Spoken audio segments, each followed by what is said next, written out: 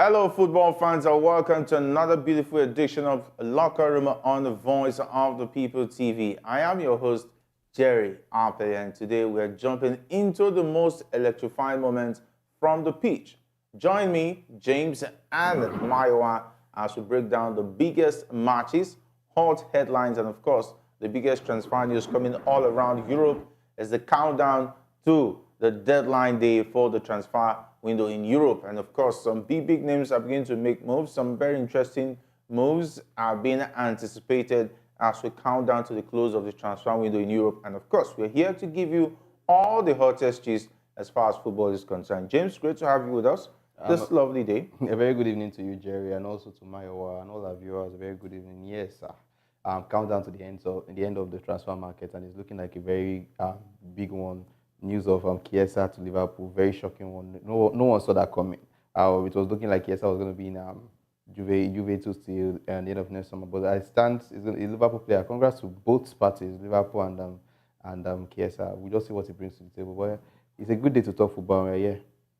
All right, it's a good day to talk football. Maiwa, it's good to have you join us as well as we count down to the deadline day, talking about the close of the transfer window in Europe. It's always amazing to be here. 3 days, 72 hours to the end of the transfer window. Like James rightly said, some shocking moves. There has been a whole lot of moves happening on deadline day. I hope maybe what we are looking forward to is to see whether this season's deadline day transfer will be more than the ones we have previously seen. Like I always say, it's a good way to talk football. Thank you for having me. All right, we start off with the Super Eagles of Nigeria, where the Nigerian national team has announced a list of players called up for the upcoming 2025 AFCON qualifiers, including Victor Osimhen and Ademola Lookman, who are currently embroiled in transfer issues with their Italian clubs. Osimhen has yet to play a competitive game for Napoli. We've also seen some very new names in that lineup, and of course, talking about the likes of Unda, and those players also include talking about William Chus-Ekong, Olaino, and of course Taiwo Awoni, as well as Moses Simon, Bruno Oyemachi, and of course the record players are expected to report to the team's training camp in Uyo from September 2nd, and the team will be led by a new coach, talking about Bruno Labbadia, whose appointment was announced recently. Definitely, and of course, if our producers will give us the team list, definitely that's it on your screen. For the goalkeepers, we have Stanley Nwabali, Maduka Okoye, Amos Omorege, and of course, Amos Omorege plays in the Nigerian Professional Football League. For the defense, there is William Chus-Ekong, Shemi Ajayi, Calvin Bassey, Olisa Unda, there's Olaino, Bright Oshai Samuel, those who know him very well, the Turkish boxing footballer. There's, of course, Bruno Oyemachi, definitely a good player. I saw some bit of brilliant display from him the last time out. And of course, for the midfielders, there's Alex Iwobi, Frank Oyeka, Alassane Yusuf, who did maybe decently well at the Nations Cup. There's Wilfred Ndidi. He scored just a very beautiful goal yesterday. A beautiful goal yesterday. More like a striker's kind of goal. There's also Fisayo Dele Bashiru, and of course, Rafael Onyedika. Dele Bashiru is actually having a very good season, kickoff to the season at Lazio. He had a very good game over the weekend, and also the first weekend also. So it's looking like a strong lineup, and the inclusion of Chus-Ekong, a very big improvement for what we saw the last time the players were invited to camp, where Finidi decided not to have the likes of Chus-Ekong on in the camp. But now it's available in just Saudi League also. And now having the issue now is having players like Osimhen who is yet to settle his career. It's transfer drama currently. It's looking like he'll be on his way to Saudi also, but he has not gotten play time since God knows when. I think last time he played a match was last year. Because it was towards the end of last season he got injured, and let's not forget he didn't participate in the team that played against Niger Republic. That played against the Granadero side where we lost, and him coming back into this game, practically this will be his first game.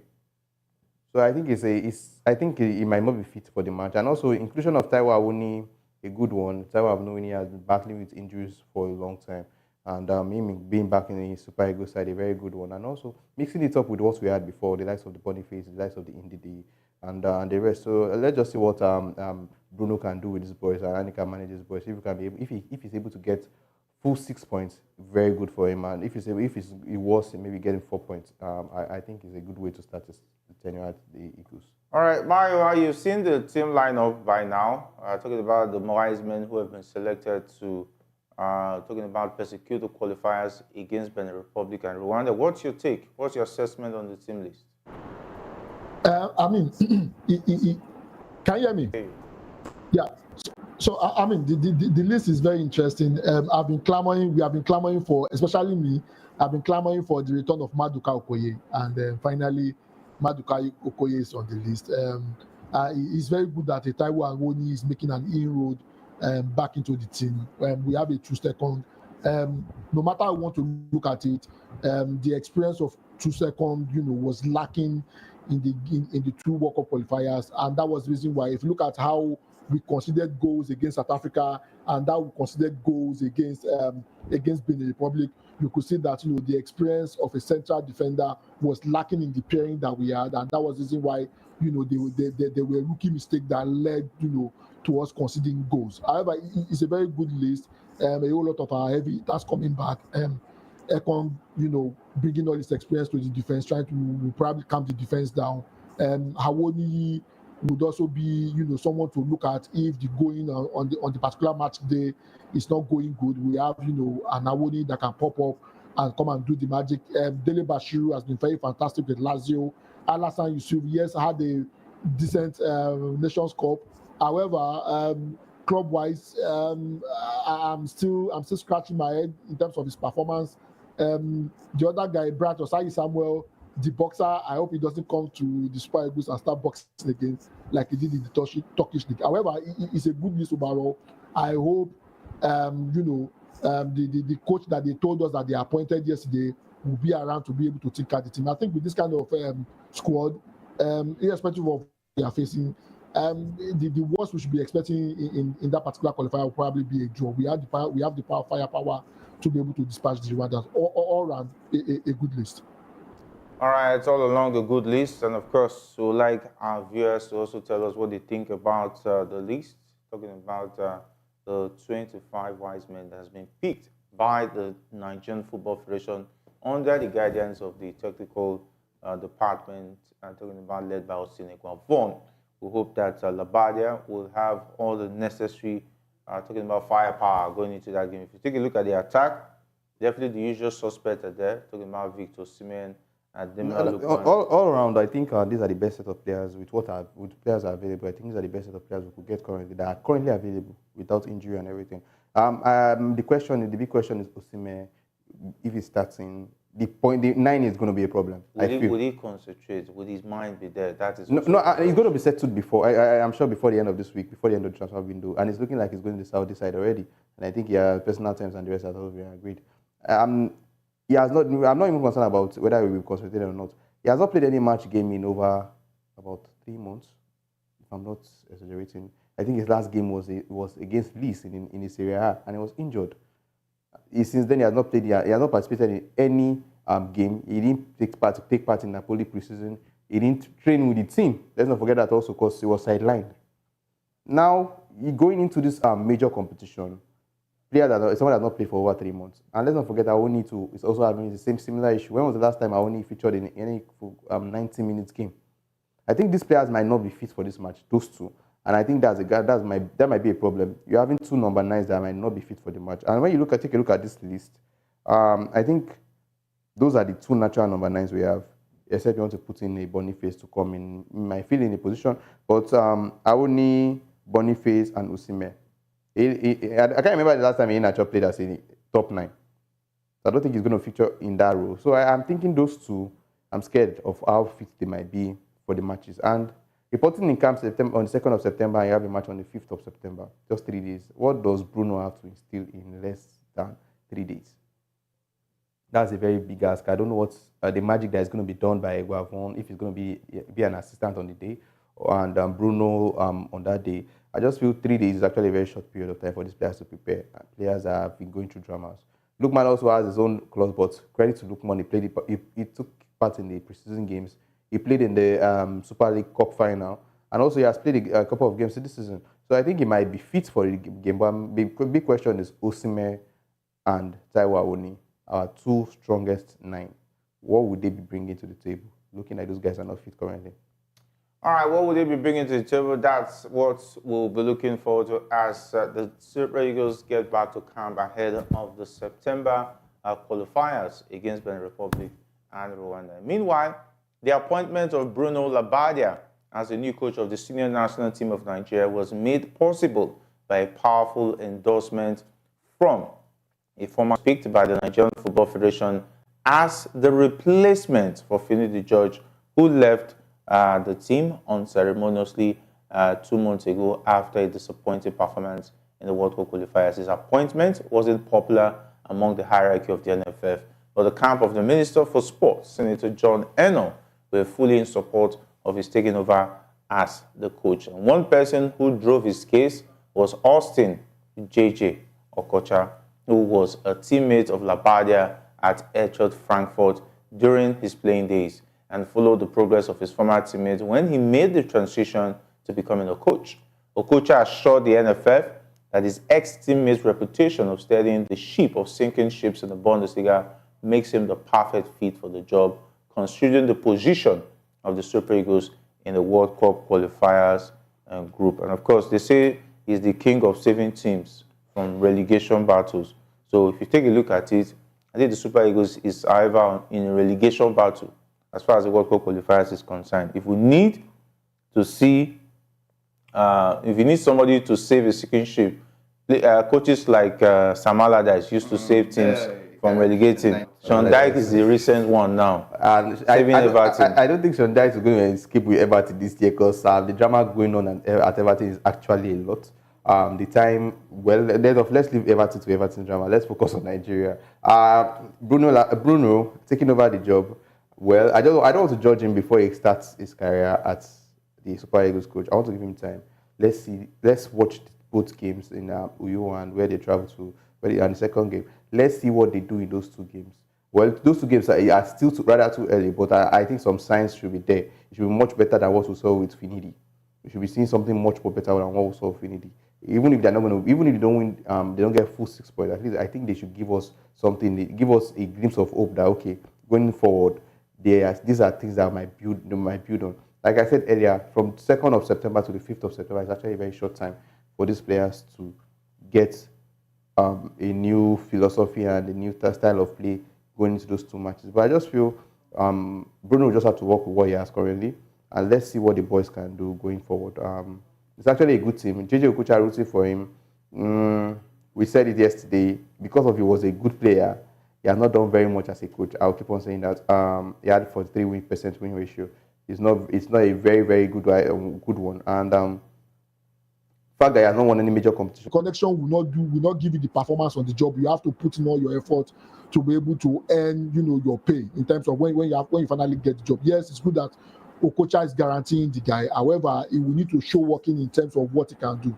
And like James rightly said, I mean, if you look at the guy's stats, if you look at Bruno's stats, I mean, it's not impressive. And for me personally, this is his first, national team job. As far as I'm concerned, in terms of handling national team, he's still a trainee coach.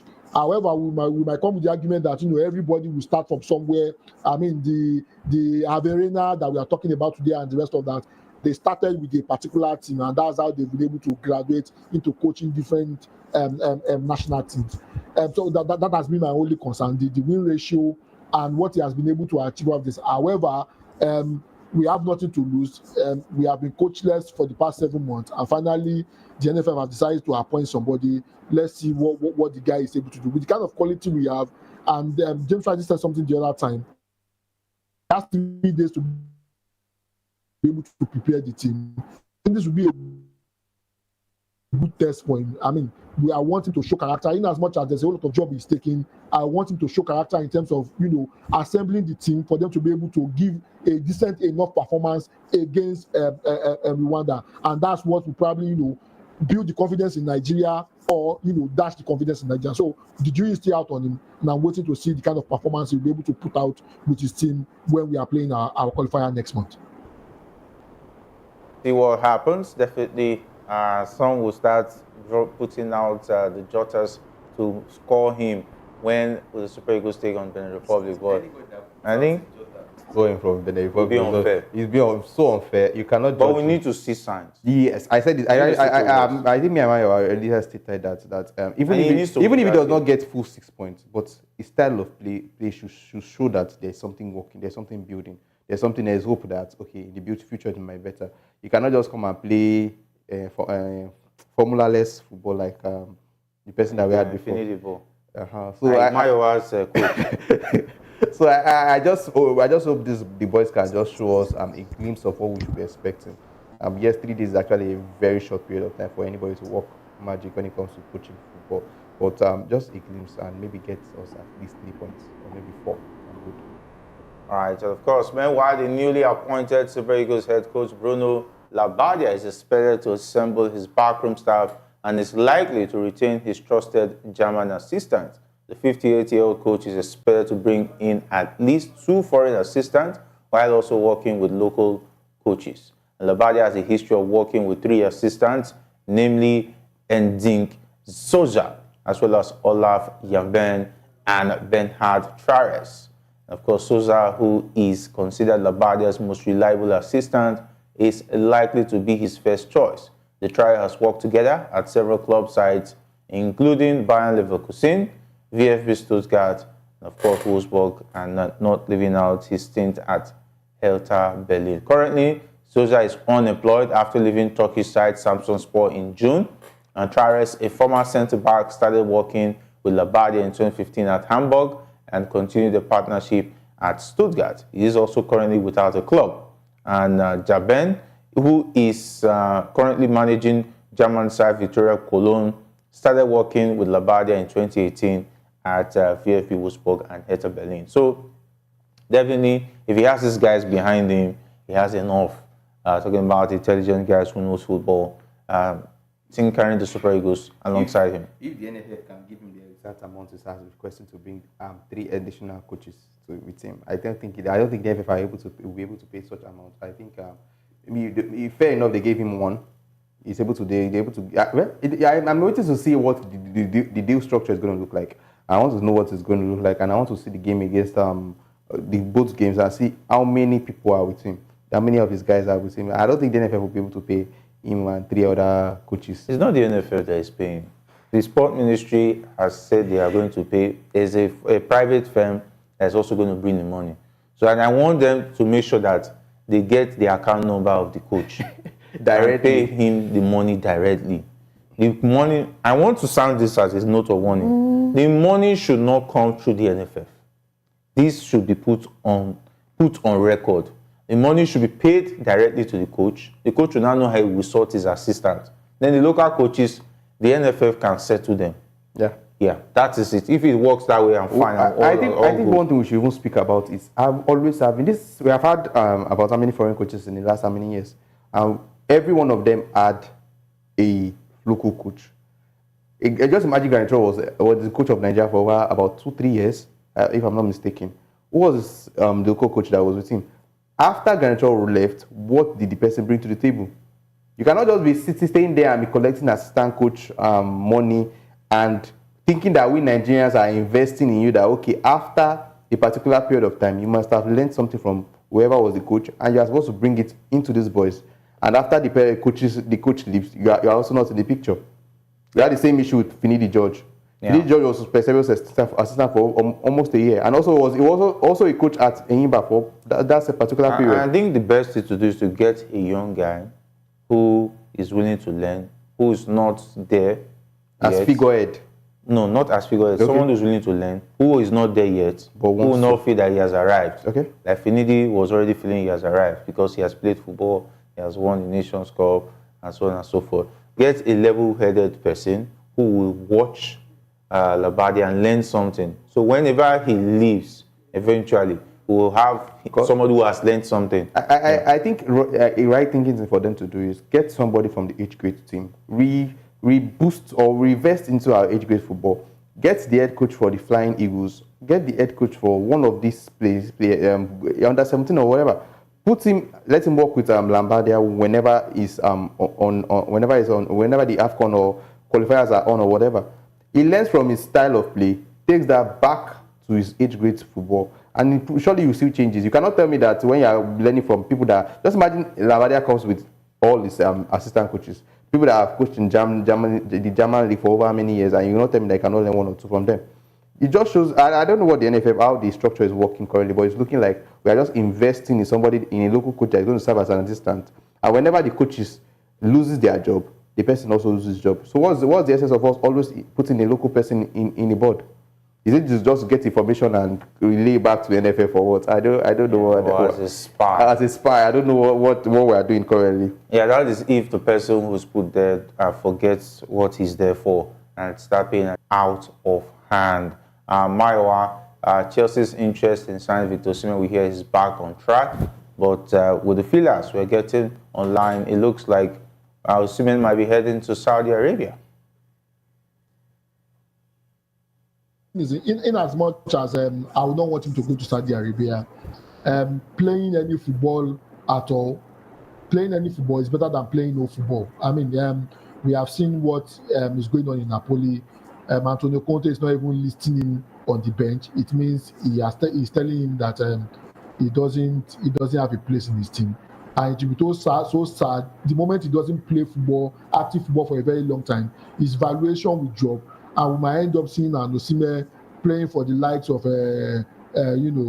Wigan Athletic, Stoke City, and the rest of that, which will be so sad. Somebody who is number 8 in the world, going through that trauma. So I think if the Saudi move will go through, yes, in as much as a whole lot of people, I'm skeptical personally about going to Saudi. However, there are a whole lot of stars from Europe that has been assembled in the Saudi league, and the Saudi league is a bit competitive. Ronaldo, as much as he's the GOAT or whatever it is, he has not been able to win anything in the Saudi league because of a particular unlucky in the Saudi league winning everything. So I mean, there's a whole lot of competition in the Saudi league. If it goes then, as much as there will be no publicity, at least he'll be playing active football and he'll be keeping himself busy and in shape, such that when the time comes, he'll be able to come back to Europe and probably relaunch his career in Europe. So for me, if this deal for Saudi goes through, I think he should take it and forget about his ambition for Europe.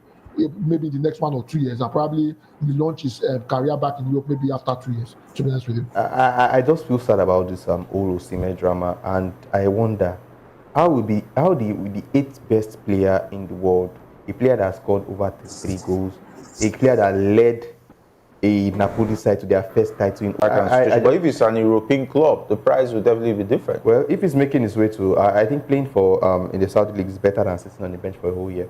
A whole year is actually a very, very long period of time. So if he's going to be making the move to, it's looking like he's going to make the move though. He's making the move there. One thing I want him to insert in that clause is a release clause of not something very expensive. Maybe a 50 or 60 million is okay.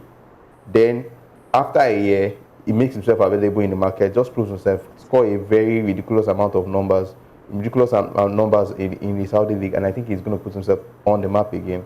And I'm sure most of all, Saudi league has proven that that's not the case. The answer is very simple. Jeff, the answer is very simple. The thing is this: Osimhen will need to change his agent. His agent name is Calendar. What door does a Calendar name open in Europe? That's the first thing we need to change. Even if he goes to Saudi Arabia, he will still need a top agent that will be able to get him the connection to come back to Europe. Because if he stays with this Calendar of a guy, I'm not trying to disrepute. I'm not trying to cast aspersion on what Calendar has been able to build for himself in terms of his career and the rest of that. No, everybody cannot be number one, definitely. But Osimhen, with the kind of level and the kind of quality he has, he should be thinking of changing his agent to the number 1 agent in the world. That's number 1. Number 2, for the Saudi move, You know, we have seen players buy out their contract for them to be able to make moves.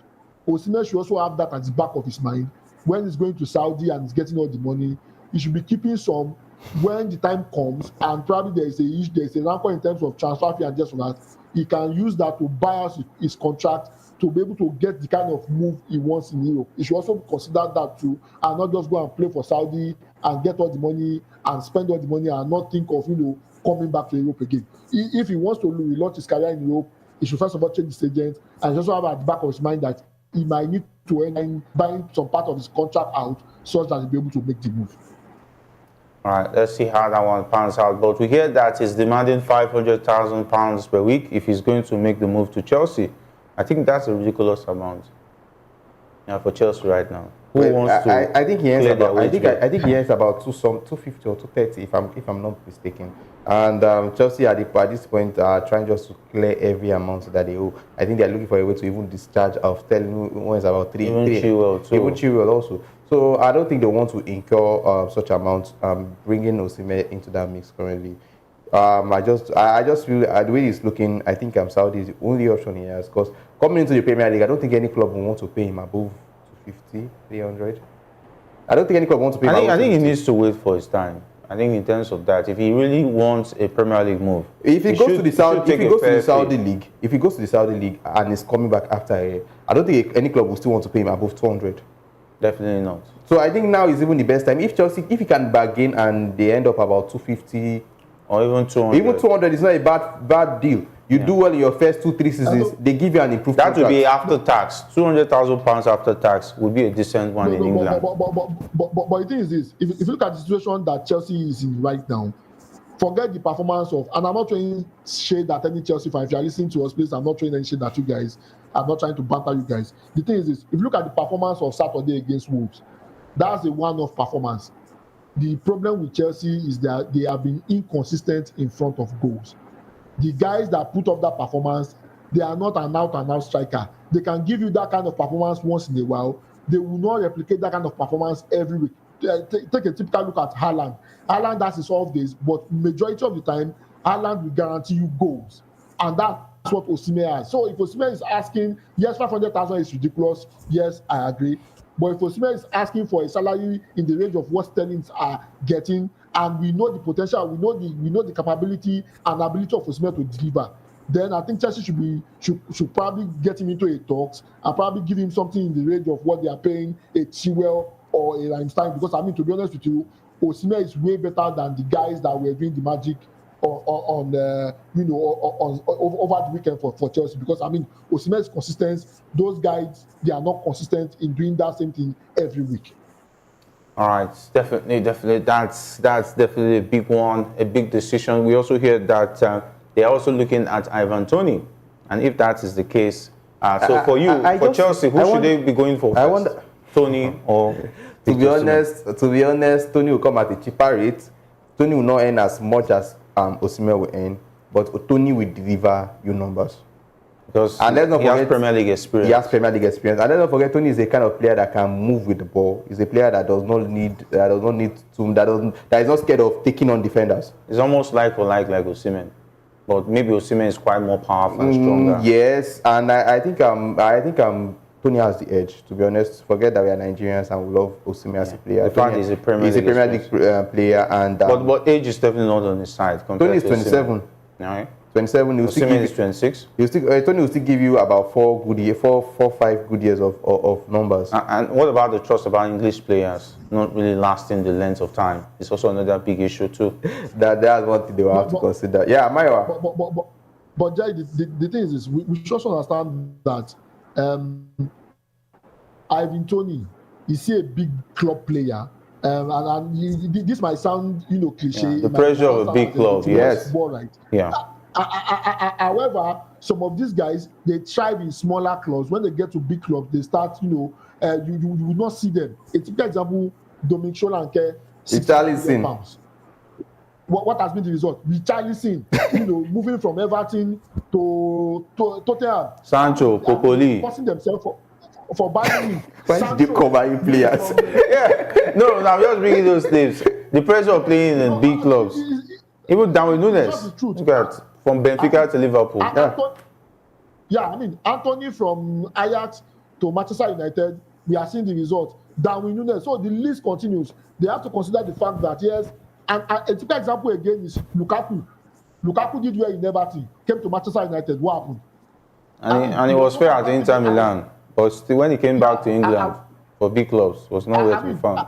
I was one of the people that was, talking about bringing Lukaku to Manchester United because of his performance in Everton. He came to Manchester United. I was even one of those that was praying that they should chase him away. Because, he wasn't cutting. So, Chelsea should be very careful. In as much as Tony has Premiership experience and the rest of that, the big question is this. Is it a big club player? Will he fit into a big club? Will he be able to absorb the pressure and deliver? That is the big question. And the list, we have been able to establish that most players, they thrive in a very small club, but when they get to the big club, the ovation swallows them. So Chelsea needs to be careful about that too. All right, Chelsea definitely needs to be careful about that. Definitely the same time will tell. Just countdown to the end of the transfer window this weekend. We'll be giving you an update as far as that one is concerned. But let's talk about Manchester United and Chelsea, who are currently in talks over a stunning swap deal that could see Jadon Sancho and Raheem Sterling switch clubs in the final days of the transfer window. It looks like that deal might happen anytime soon. In Jesus' name. Yeah, you don't have to pray about it, but if you take a look at it, the two club sides, I think to settle the scores, it will give them another fresh way of looking at it. It might be a different deal because with the sale currently, we just saw the movement of Chiesa from Juventus to Liverpool. I'm sure, and with reports coming out currently, Juventus are all in on getting Jadon Sancho as a replacement. Looking like it's going to be a loan and with the obligation to buy after a year. So I think that's a better option than a Sterling that is 20. I think it's 29 already, and he has about 350 or 300 plus. With all due respect, Raheem Sterling is a proven player in the Premier League. No disrespect. At 16, he was already blowing the Premier League away. Lots of goals. Disrespect. And of course, multiple Premier League titles to show for it. No disrespect. And of course, a fleeting winger who is a goal threat anytime, any day. So I think Manchester United would surely appreciate the chance of having him as a swap to Sancho, who definitely might not even start again for Manchester United under Erik ten Hag. You are a businessman. Yeah. Sancho is 24. Sterling is 29. Is it 24 or 23? I think it's 23. Sancho earns about 250 or 200. Sterling earns about 350 or 300. These are players. The differences are too much, and you just want to go for a swap, direct swap. Let's not forget, Raheem Sterling is in about 300 or so £1,000 playing for Chelsea, and why talking about Sancho is in about £250,000 per week, and of course he still has ludicrous amount of years still to play for Chelsea, about 2 to 3 years if I'm correct in that one, and of course take a look at Sancho, he has just 2 years left in his contract, so I think he's a player that Erik ten Hag doesn't want to see play for him again. Even if he's going to be, even if maybe later the changing the deal to Juventus does not work out, I don't think it's a wise deal.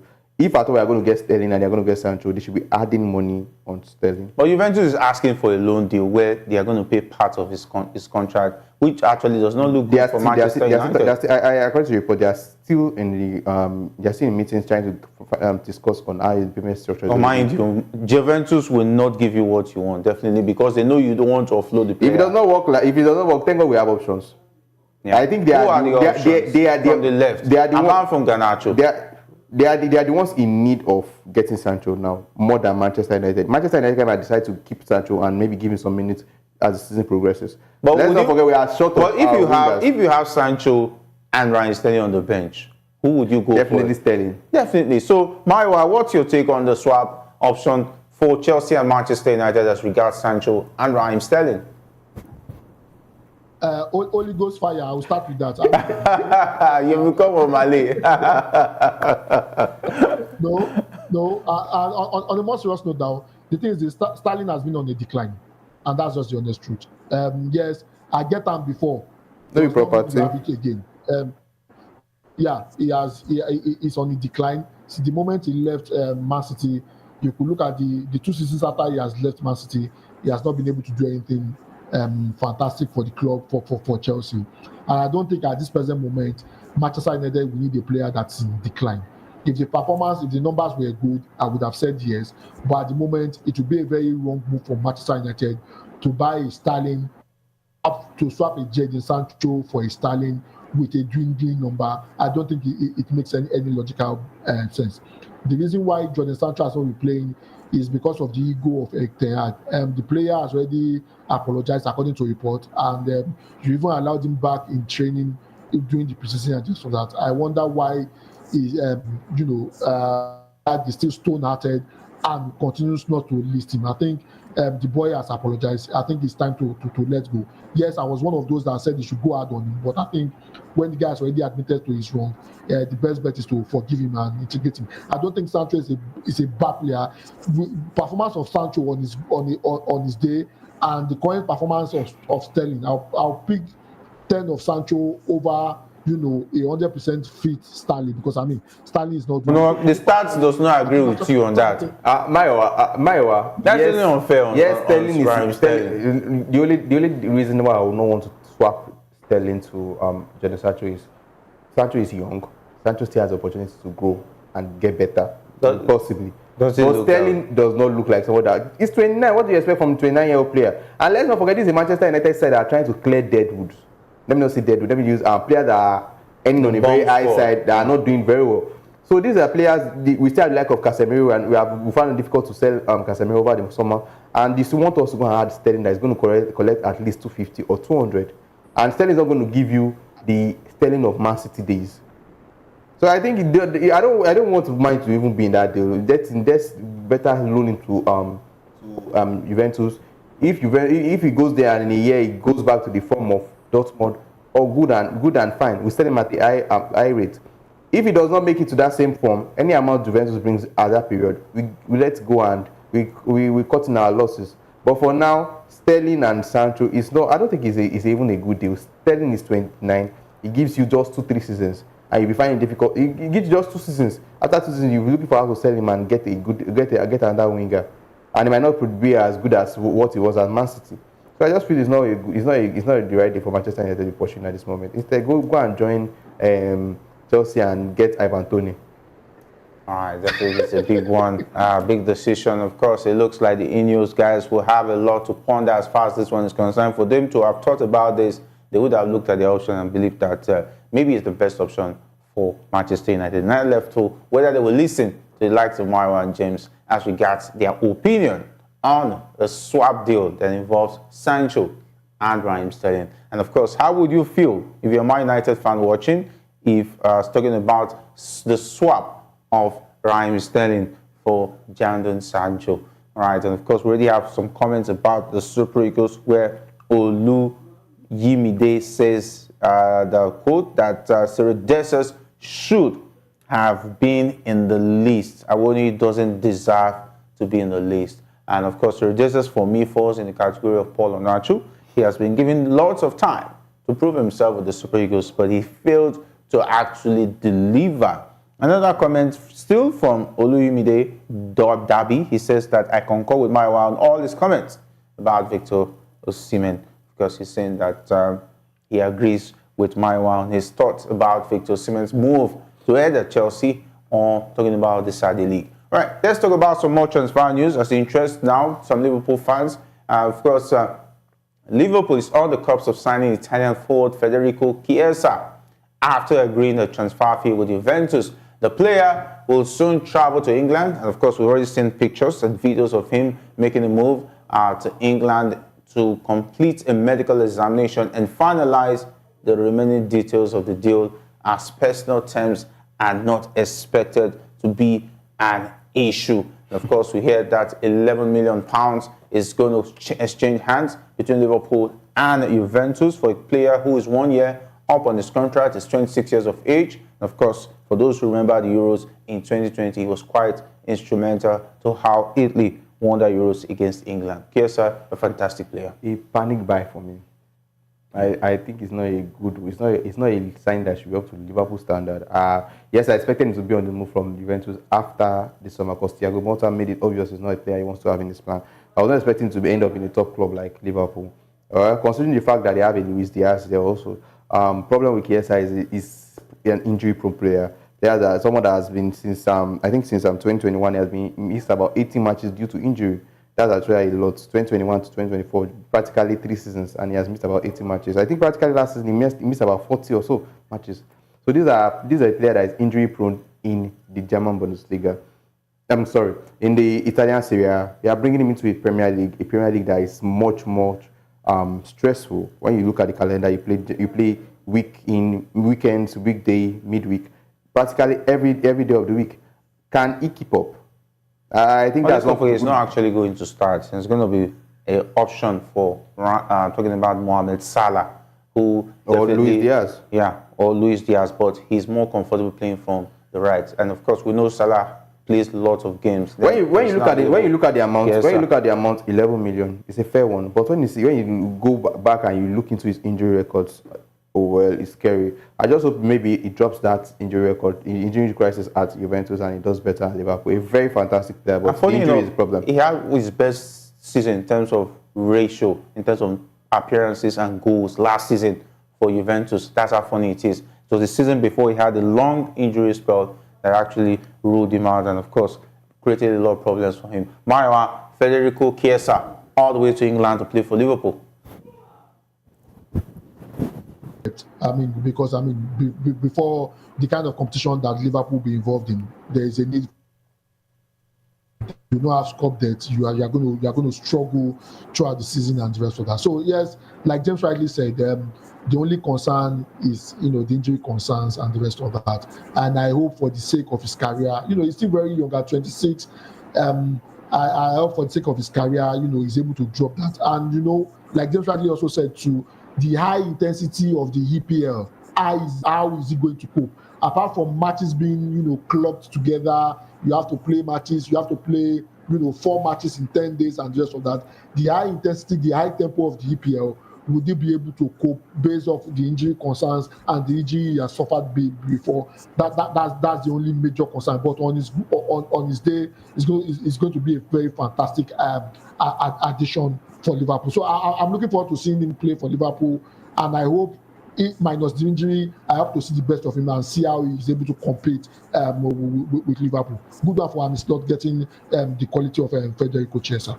All right, of course, most well thought out transfer move so far. We've also heard Mama Dashvili is 23 years. I didn't even know that he was that young. Yeah, 23 years of age, and he's going to be playing with Valencia next season. I think this transfer is just for Liverpool board members to say, may not be like, so we'll not give you player, or take. No, I think it's still smart business, because if you take a look at the squad Liverpool already has, it's difficult to sign a player I'm surprised that can come in and start or even have a chance. I'm surprised people are saying you guys have players. You guys have a defensive midfielder, except for Endo, and maybe now you guys are converting if of the quality better than Endo and Gravenberch, for instance. They have to be top quality. How old is Endo? Yeah, Endo is old, definitely. But if you take a look at our Liverpool squad, they are still doing fairly well without a DM. But if you're going to bring a DM, that is why we're going for players of quality that is super handy. Let's see how the season goes. It's a long season. Definitely this weekend. I will be here. But the thing is the way Liverpool set up, they might even go without having your out and out DM.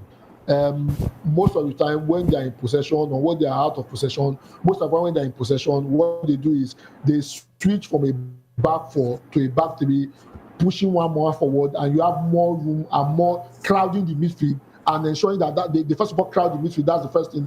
Another thing that Arne Slot is doing very, very well again, which is very close to what the Brighton coach is doing. The defense plays very close to the midfield. So if you are filing out like that most of the time, you are playing a very high line. If you are filing out most of the time, there will be little or no need for an out defensive midfielder in that particular team, and that's the reason why they've been able to get by without an out defensive midfielder. However, how that will serve them in the long run, the season is just starting. How that will serve them in the long run is what I'm looking at, and how Arne Slot is able to be flexible with his tactics. All right, that's where the cookies crumble in the locker room this evening. Want to say big thanks, my wife, for being a part of the show. James, as well, for being a part of the show this evening. Thank you for having me. All right, of course. Thank you for having me. It's always amazing to be here. All right, of course, big thanks to the guys behind the scenes, talking about Manfred, not leaving out Alex, as well as Jeremiah and Ike Chukwu. My name is Jerry Abel saying thanks for being a part of the show. Until we meet again, stay safe, and if not anything at all, do it the sports way.